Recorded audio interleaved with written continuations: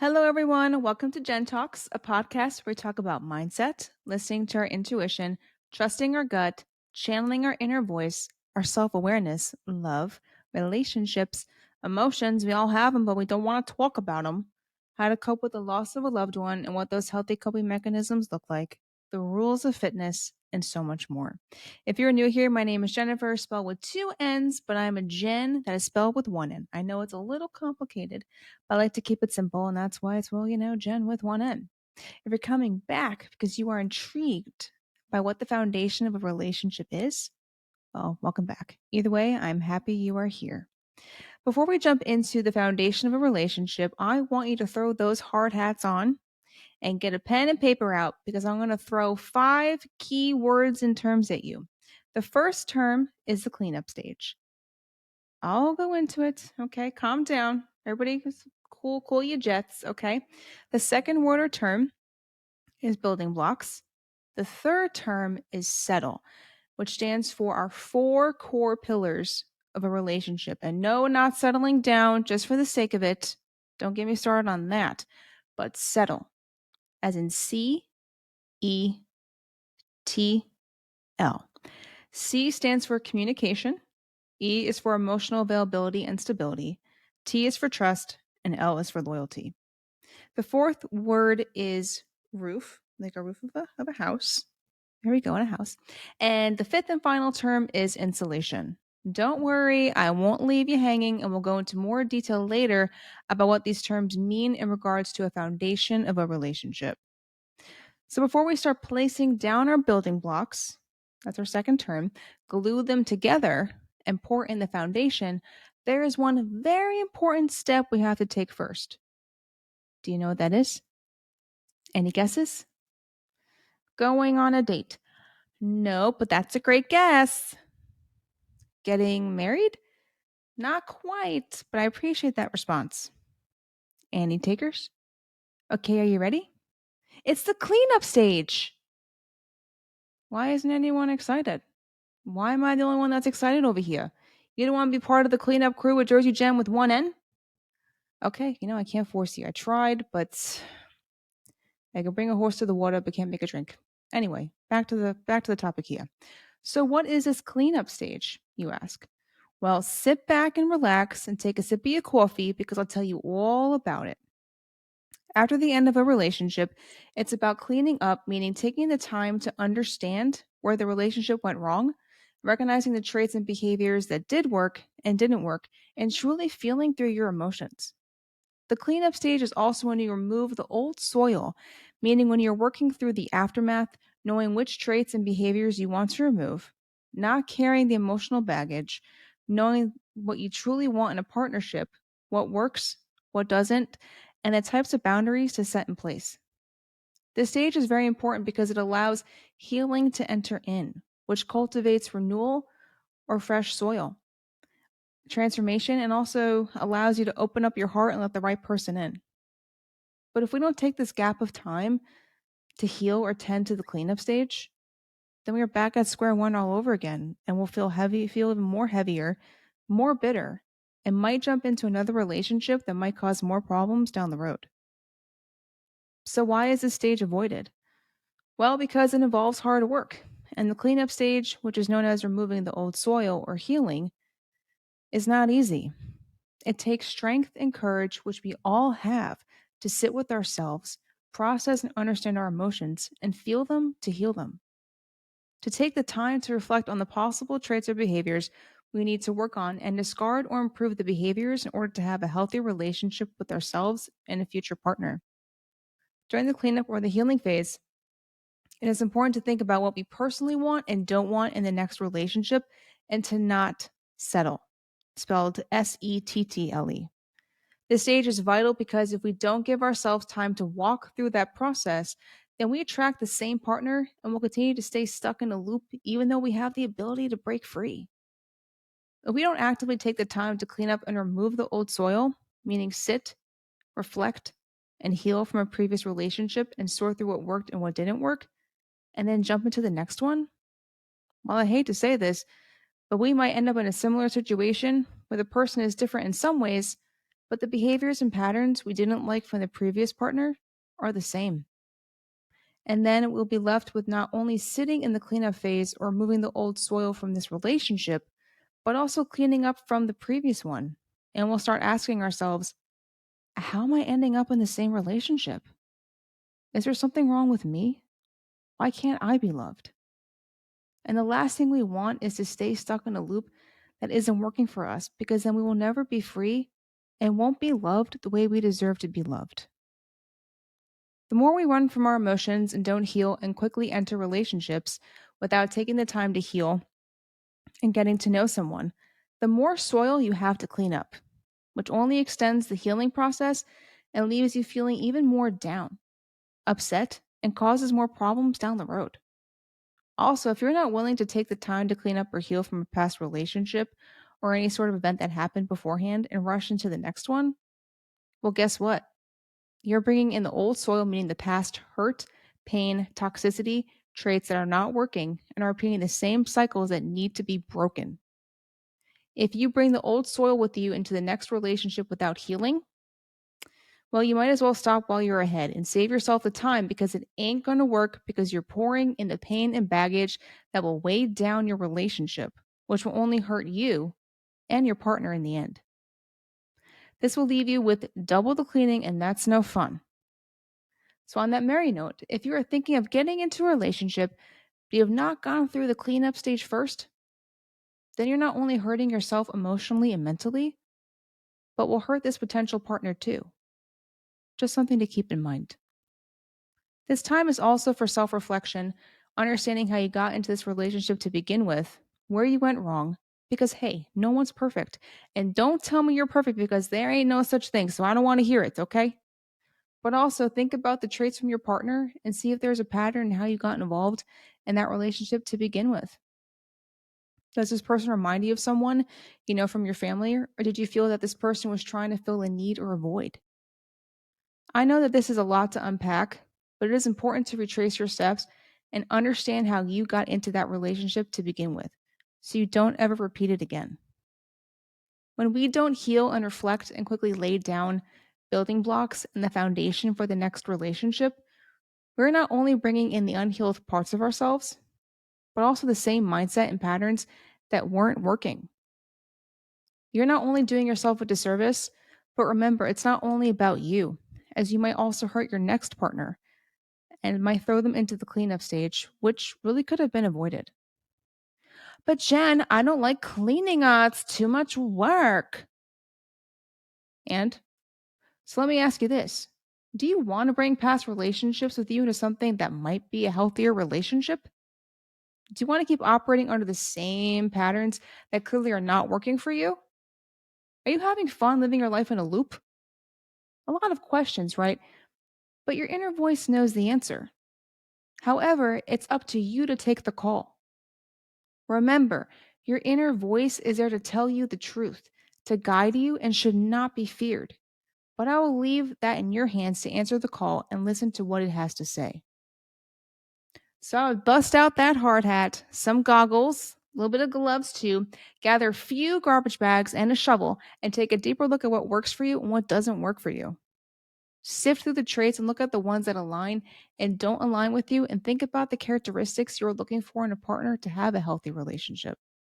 Get rid of the old soil, meaning the old patterns and way of thinking that you were subconsciously operating under, which were not working for you, and cultivate fresh soil or healthier patterns and traits that you embody, and let those become who you are.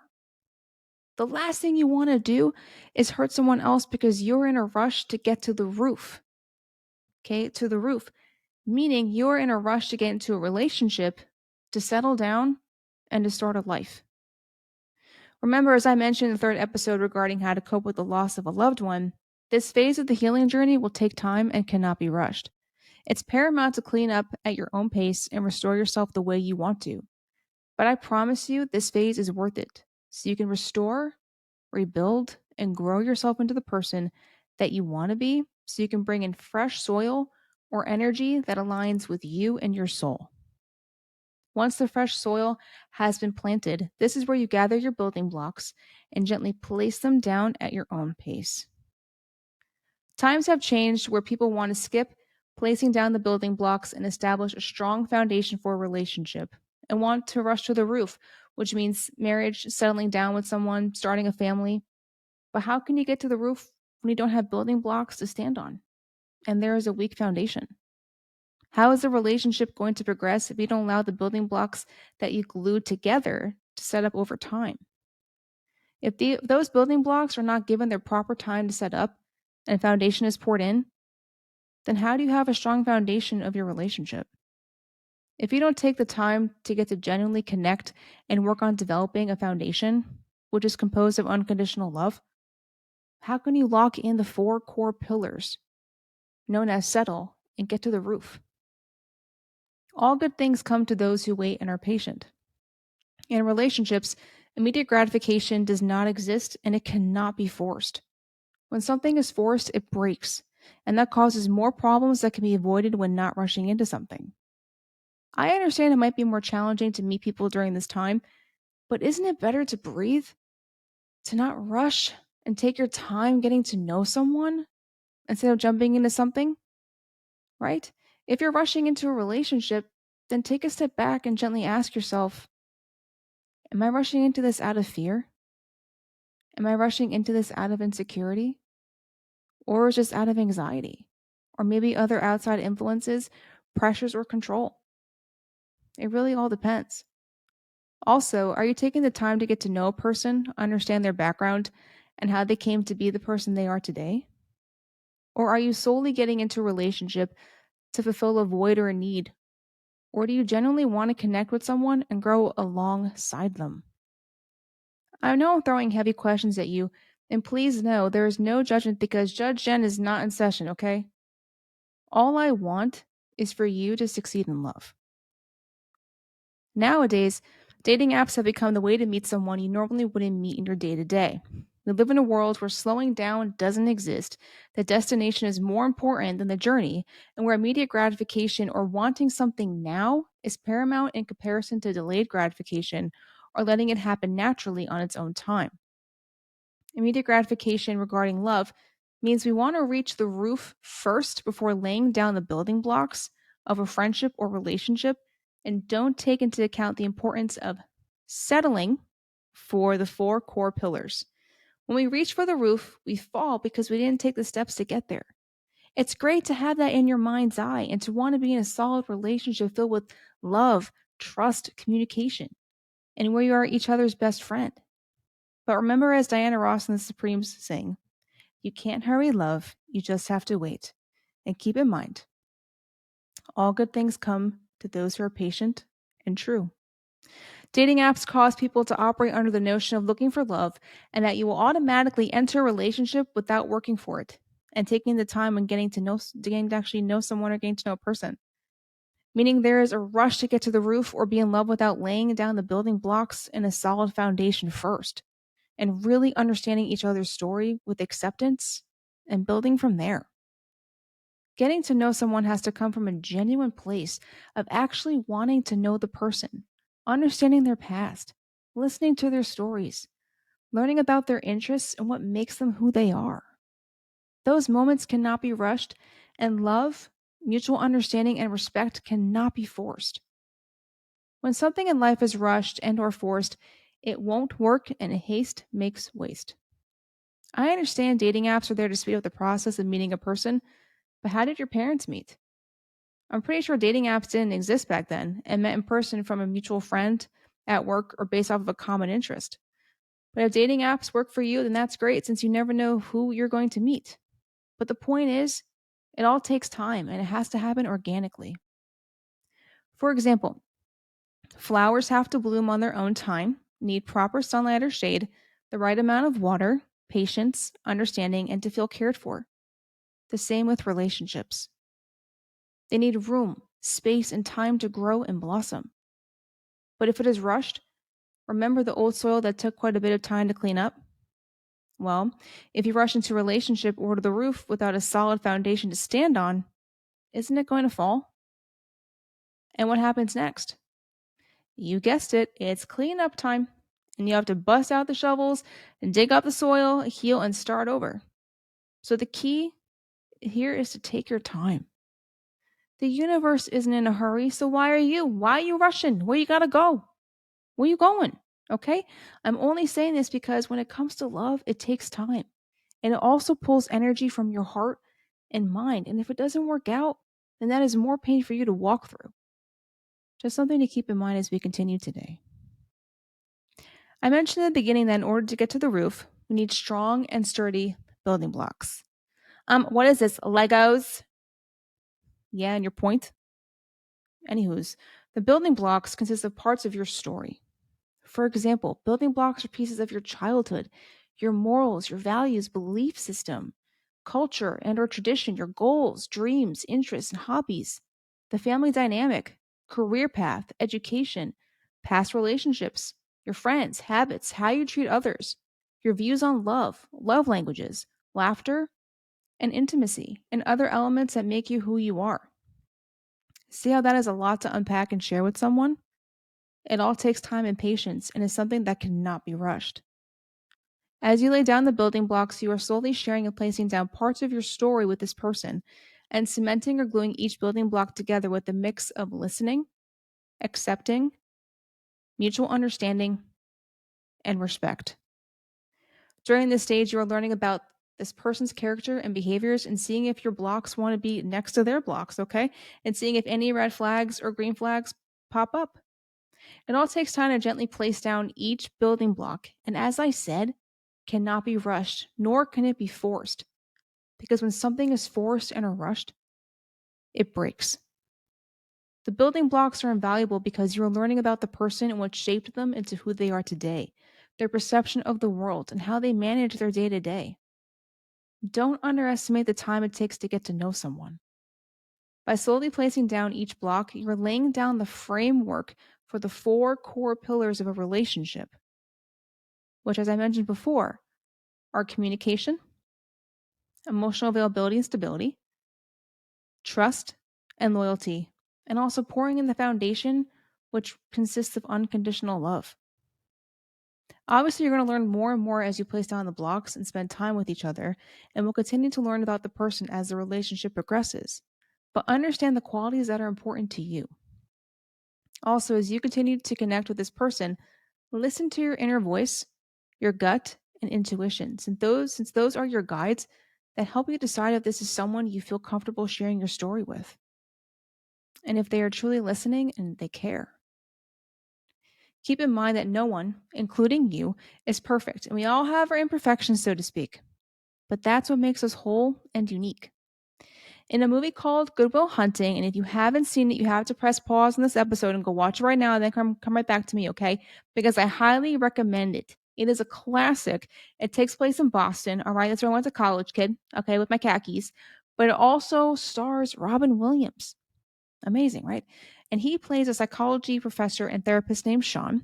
And it also stars Matt Damon, who plays the part of a 20-year-old self taught genius named Will, who finds himself getting into trouble with the law and is battling fear, trust issues, and insecurity. During a therapy session, Will talks about how he went on a first date with a girl he really likes, but is afraid to let it progress due to fear of not being good enough, and that she might find out about his troubled past. During the scene, Sean reminds Will about the reality of life and states, "You're not perfect, sport. And let me save you the suspense. This girl you've met, she's not perfect either. But the question is whether or not you're perfect for each other." To sum this all up, it's about taking a chance, being vulnerable, and taking the time and getting to know someone and their story, since that is how you build and solidify a connection, which is what we as humans are designed for: to connect, to be seen, to be understood, to belong, and to be loved wholeheartedly. The way to connect with someone is by communicating, which leads to our first pillar out of the four core pillars. Communication can be verbal and or nonverbal and is used when expressing your needs, checking in with each other, sharing parts of your story, aka placing down the building blocks, and the simple task of asking each other how their day was.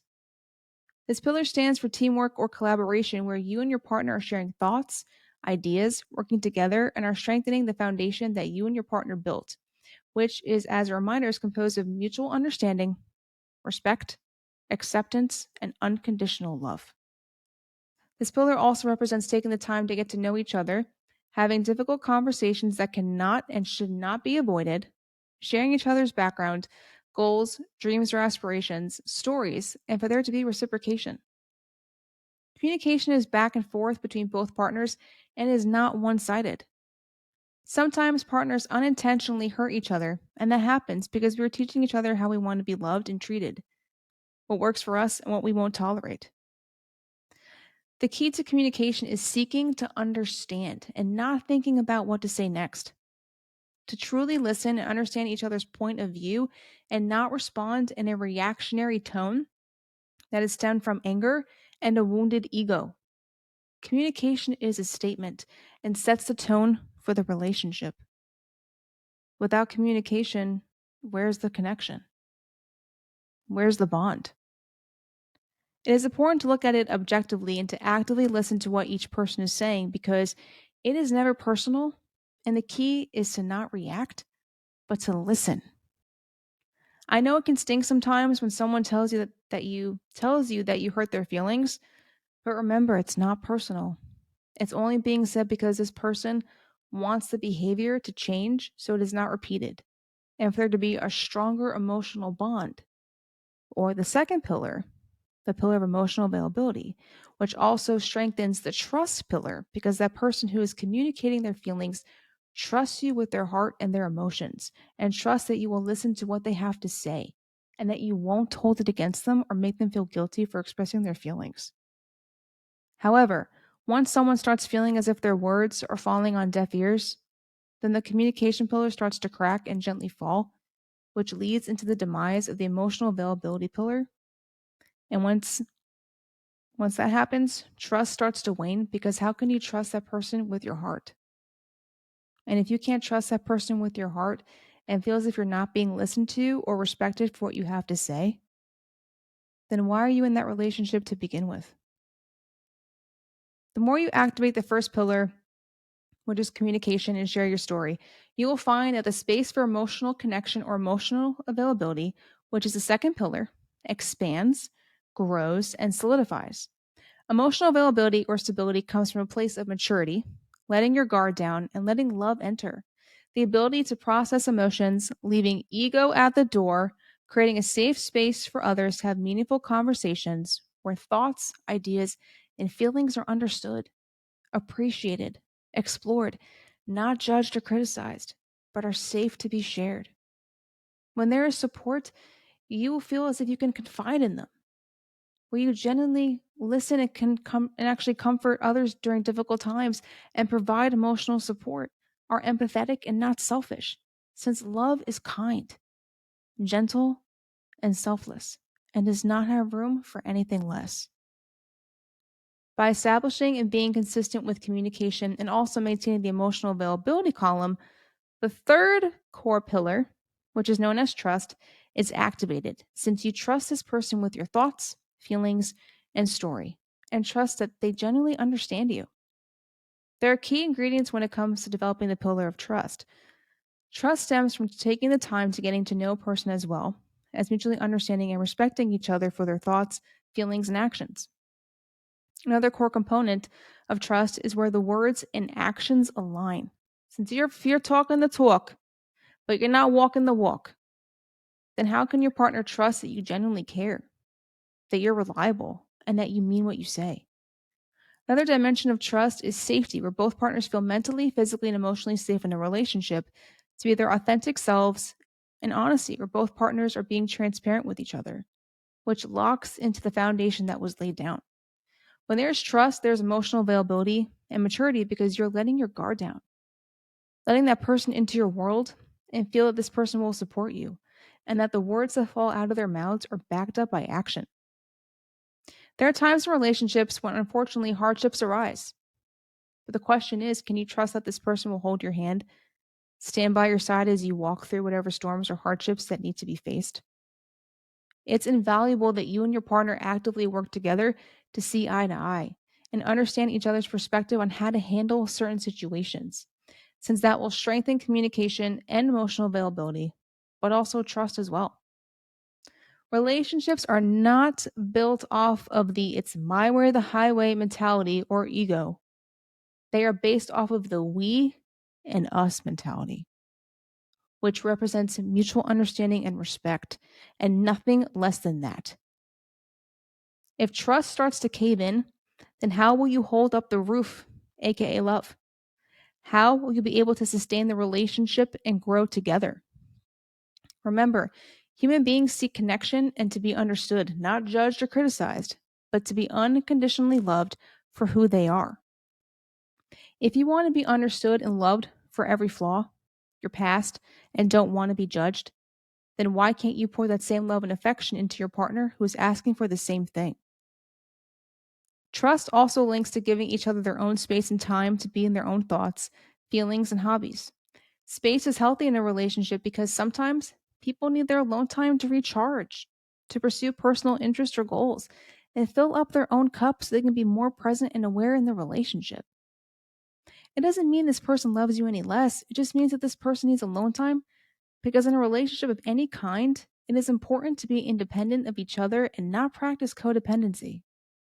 By giving each other space, it shows that you trust each other when you are physically apart and trust the person with your heart. I know it can be a little unsettling because ideally, you might think that by spending all of your time with the person is how the relationship should be. But space is healthy since it plants seeds of both growth and connection that can be nourished. By allowing these seeds of trust to blossom and by not overcrowding each other and leaving room to breathe, before you know it, a colorful garden cultivated by trust will blossom and will continue to grow. For example, let's say you want to have a garden. Well, it's important to not overcrowd each seed or flower and give each seed space to root itself, to grow, and to bloom. But if it is overcrowded, then there is no breathing room or space, and it feels too smothered to grow and cannot stand independently. If you don't give each other space from time to time, it means that the column or pillar of trust is a little brittle, and fear, insecurity, abandonment, and trust issues might be involved, which is another topic for another day. Don't even get me started on that. Okay, peeps, that is another topic. But let's bring it back here. The more you activate the first pillar, which is communication, and share your story, you will find that the space for emotional connection or emotional availability, which is the second pillar, expands and grows, which activates the third pillar or trust because you're trusting this person with your thoughts, feelings, and story, and trust that they genuinely understand you, which cultivates the fourth pillar known as loyalty, which allows you to stand by this person and not only grow alongside them, but to further grow the columns or pillars and build a roof or a life with them. Loyalty is another pillar that must be held intact in order to maintain a relationship and for love to survive. This pillar is supported by camaraderie, genuine support, not speaking poorly about each other, consistency in both behavior and treatment, meaning your words and actions align. So if you're talking but not walking, then bye bye. Okay? Out the door. Anyway, loyalty also links to honesty and transparency or open communication with each other, which bonds to the first pillar, which is communication. This pillar is based off of the building blocks or the foundation of your relationship, meaning it is important to take the time when getting to know someone, to build a friendship and trust this person. It's important to note that when someone says they will improve and takes the quick action to do so, this is a demonstration of leaving the ego at the door and shows accountability and loyalty because this person knows it is about keeping the relationship intact and they want to be better, not only for themselves, but for you and want to stand by your side. I know it's a lot to take in, but hey, the things we want the most in life are worth showing up for. The stronger and more stable these four pillars are, the more your love for each other solidifies and can hold the roof in place. These pillars are held together by the five love languages, which are not only used as communication to express your love for each other, but also acts as a framework and insulation since they not only create and maintain warmth in your relationship, but keeps the relationship intact. I know you don't want any more work to do, but yes, insulation is very important. I know you want the roof, okay, but you got to put the work in too. So, anyway, first things first, and here we go. So, you need insulation or love languages to surround yourself with warmth and foundation and further strengthen your connection in the relationship. Otherwise, you'll be cold as ice. And unless you like being cold all the time, you'll be running out the door faster than you say I do, and you can kiss that roof goodbye. So, yes, this insulation is very important, and just keep it in mind as we continue on today. As I was saying, insulation represents emotional depth and warmth in the relationship, which ties partners together and links to the four core pillars. This vital component of a relationship is made of the five love languages, which were developed by Gary Chapman, and are reflections of our hearts and how we feel loved and appreciated. Besides sharing your story with each other, love languages are used as visual, verbal, and nonverbal forms of communication when you are thoughtfully expressing love to each other. These love languages, which are handled with care, are known as quality time, acts of service, words of affirmation, physical touch, and gifts. If you're unsure of what your love language is, then that's okay because there is an online quiz which is not graded and it actually reveals how you wish to receive love. Keep in mind that not everyone has to just have one primary love language. Maybe you have two or three that truly resonate with you. Besides the quiz, you can also ask your partner how they wish to receive love and what makes them feel loved and supported, since that will give you a deeper look into how they feel appreciated and cared for. So, on that merry note, let's put our hard hats on and put our gloves on too and look at this insulation. Insulation represents warmth in the relationship and bonds partners together, which is composed of the five love languages. The first love language is quality time, and this can be expressed by giving your undivided attention to each other and focusing on being together, meaning being in each other's company without any distraction or any sort of interference from coming in, such as focusing on each other without technology, i.e., those smartphones, or as my dad actually calls them, dumb phones. And homeboy's got a good point. Okay. And also truly being present and engaging and active listening and simply asking each other how your day was, which further strengthens the bond within the partnership since it shows that you care about each other. Quality time consists of actively listening to each other and showing that you care about the person's thoughts and feelings. Where you make eye contact, you also plan regular date nights and stick to them and try something new. Giving your undivided attention demonstrates that this person is a priority and causes your partner to feel special. Quality time also consists of having a date night, making each other party or the focal point, and enjoying being in each other's company. Other examples may be trying a new restaurant, going to a coffee shop, or on a hike or taking a walk, going to the beach, taking a mini vacation, and honestly, creating memories together by just being in each other's presence and bonding with each other over common interests. For example, going on a trail, traveling, exploring different areas of where you live, maybe going to a concert. The list goes on and on. It depends on what you and your partner both enjoy doing, since it is important to have common interests and to learn from each other as well. For example, let's say your partner loves to bake, but you don't know how to. Next time, hop in the kitchen and help your partner so that that person feels as if you want to spend quality time with them. And you're not only going to learn, but you will also create a closer bond, and it makes the person feel as if you care about them and about their interests too. Who knows? Maybe you'll get a cookie. I don't know. But this will cause your partner to want to learn more about your interests as well. And that further strengthens the mutual understanding and respect you have for each other, which is what the foundation of the relationship is originally built off of. Another key element is spending quality time and not quantity time, and not making your partner feel bad for receiving love this way. If you don't spend quality time with your partner nor give your undivided attention, then a cold feeling of loneliness will enter, which will eventually replace any warmth you thought was there. Because there is nothing lonelier than being in a relationship with someone where quality time is non existent because this person does not make the active effort to be present with you. The second way to communicate love for your partner is by acts of service. This is when actions speak louder than words and the words and actions align. It also shows you're going out of your way to help your partner without being asked because it makes your partner's life easier. Acts of service is selfless and is another way to practice thoughtfulness and for thinking about your partner's needs. Examples of this love language are picking up medicine when the partner is sick, making them coffee and breakfast and bringing it to bed, washing the dishes, taking care of the groceries, cleaning their desk and putting things back where they belong, taking care of an appointment on your partner's behalf, throwing out the garbage, or picking up their favorite snack or type of food as a surprise. It also links to taking an interest in their hobby, maybe drawing up a bath for them and lighting a candle so they feel appreciated, and the list goes on too. If this is your partner's love language, they will feel thought about, listened to, safe, and that you do what you say and you say what you do. The third love language is the words of affirmation, which is when your partner feels loved and appreciated through verbal expression. This means that your positive words speak volumes and makes this person feel supported.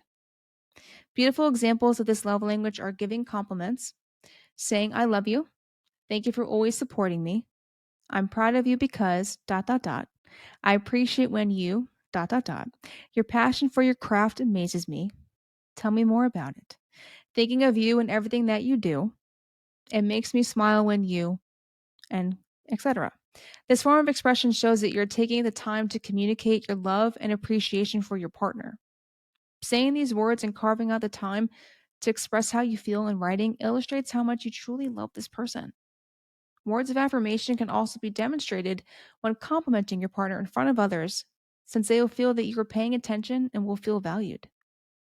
This love language can be expressed via face to face, a phone call, a handwritten card, letter, or note, or maybe a text message. Besides communicating love verbally, maybe physical touch is what makes your partner feel calm, loved, and appreciated. This fourth love language is known by holding hands, hugging, cuddling, massages, kissing on the lips, the forehead, and sharing other intimate moments. Physical touch helps release those feel good hormones such as dopamine and serotonin.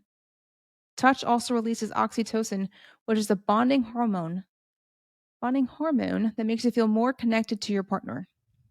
If your partner prefers physical touch as their primary love language, then give them a massage, hold hands, rub their feet, rub their hands or their head, play with their hair, caress their skin, kiss their forehead, whatever makes them feel loved and appreciated. Geez, Jen, you really know all about these love languages. Well, it's only because I'm a cheerleader when it comes to love and want everyone to just feel loved. But we're not done yet, so hold your horses, okay? The fifth and final piece of installation or love language is gifts. Gifts are both visual and nonverbal forms of communicating love for your partner since it shows the thought and action that went into picking out something that resonates with this person and makes them feel noticed. A simple example would be buying your partner their favorite flower since it shows that you're remembered and that you listen. Another example would be buying them something that they can use when working on a hobby, since that lets your partner know that you actually do care about their interests. So, for example, let's say your partner loves to paint. Well, how about surprise them with a new set of brushes and different colored paints since it'll make them feel as if their hobby or craft is important to you? This simple, thoughtful act shows that you genuinely support your partner's interests and says, what you enjoy, I enjoy. And I want to make your life easier, and I genuinely want you to succeed. An important part of love languages is that love is unconditional and keeps us warm. When we love, it's not because we are expecting anything in return. It's naturally a part of who we are. After all, there's always time to express love, which leads us into our note bene. You already know it, okay? Which means note well segment of this episode. So you're free to take off your hard hats, since I promise I won't throw anything else at you for the rest of this episode. I know a lot of material was discussed around the foundation of relationships, but it's because these pieces are very important. And as I said earlier, I believe everyone deserves to be loved. Please don't underestimate the power of the cleanup stage, meaning removing the old soil and healing, since that is where you reflect on what you need to work on for yourself and the traits that work and the behaviors that need to improve so you can be better not only for yourself, but for when it comes time to actually bring in the right partner. This process can be messy because when it comes to healing, emotions can be a little sticky, but work on it one section at a time. Don't rush the healing process. And I know as you heal, You will slowly allow the fresh soil to come in. We'll be able to start over in a much better, healthier way. If you're walking through the aftermath of a relationship, it is necessary to give yourself this gap of time to focus on healing, rebuilding yourself, and know what you want from your partner and what those red flags are, but also the natural traits that work for you too. Please try not to be your own worst enemy or critic, as no one is perfect. When it comes time to the roof, the little roof of love, please take your time getting to know someone instead of jumping into a relationship. If you're entering in something out of loneliness, fear, insecurity, abandonment, or trying to fill the void, it's best to take your time and look inward as to why you feel this way, instead of jumping into something that may not only hurt you, but hurt someone else too. If you feel lonely, don't like being single, or forcing yourself into something because you're listening to your head over your heart, aka your inner voice and intuition, that's another episode for another day. Let's bring it back here. Okay. Okay. But the point is, if that's how you feel, reel it back in.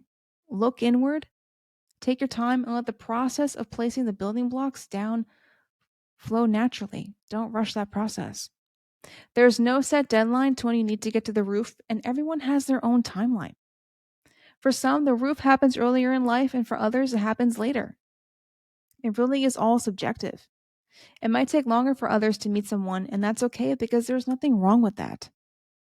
The crucial component behind a stable relationship of any kind are those building blocks we discussed earlier, since those are pieces of who you are and what you share with your partner, and vice versa.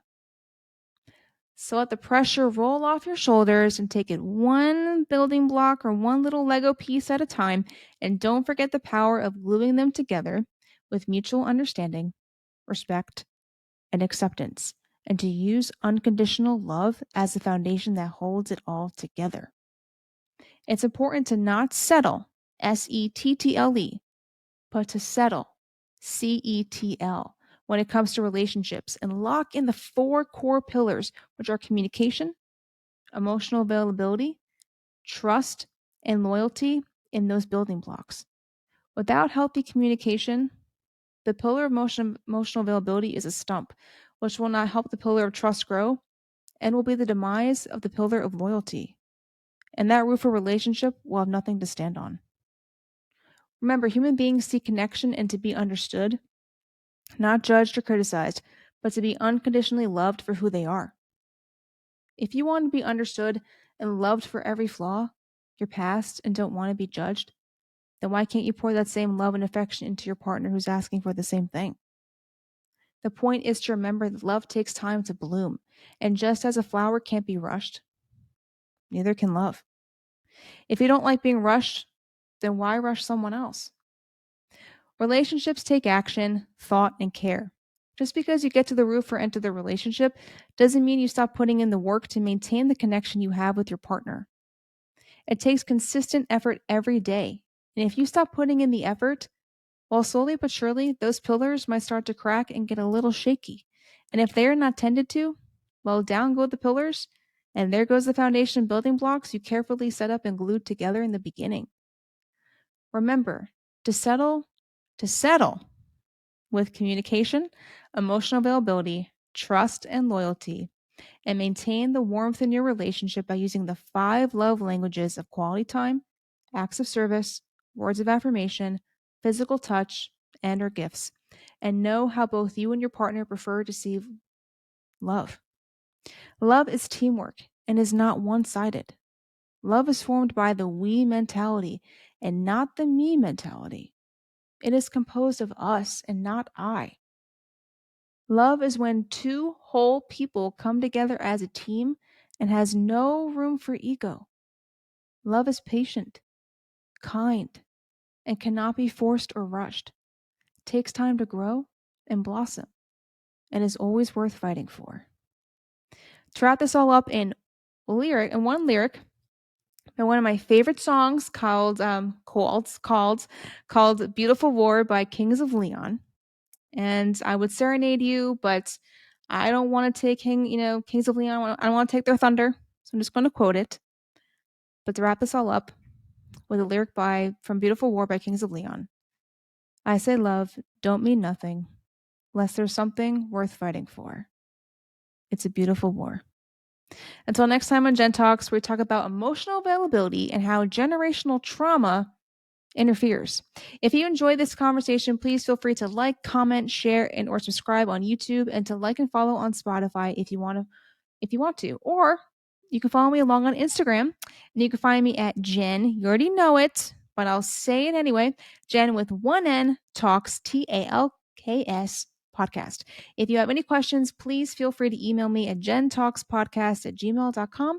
On that note, I want to thank you for tuning in, but more importantly, thank you for being you. Sending you all peace, light, and love. Take care until next time.